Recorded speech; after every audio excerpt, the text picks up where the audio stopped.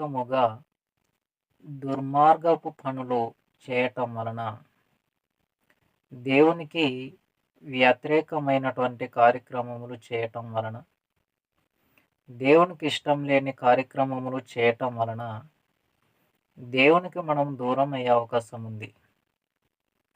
దేవుడు తన పరిశుద్ధ గ్రంథంలో చాలా ప్రాముఖ్యమైనటువంటి విషయాన్ని వ్రాయించారు. అధికముగా దుర్మార్గపు పనులు చేయకము.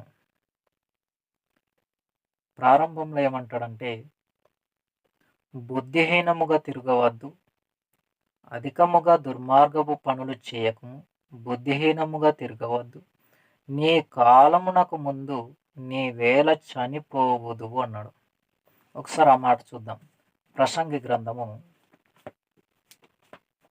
గ్రంథంలో మనము ఆ మాట చూడగలిగితే 7వ అధ్యాయము 17వ వచనం. ప్రసంగి గ్రంథము 7వ అధ్యాయము 17వ వచనంలో మనం ఆ మాట చూడగలం.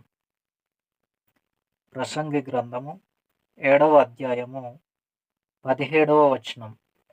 ఈ వాక్యము చాలా ప్రాముఖ్యమైనది మనకు ఈ సమయమందు.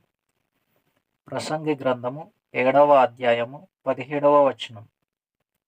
అధికముగా దుర్మార్గపు పనులు చేయకుము, బుద్ధిహీనముగా తిరగవద్దు, నీ కాలమునకు ముందుగా నీ వేళ చనిపోవుదువు. అధికముగా దుర్మార్గపు పనులు చేయకుము, బుద్ధిహీనముగా తిరగవద్దు, నీ కాలమునకు ముందు నీ వేళ చనిపోవుదువు అంటున్నాడు.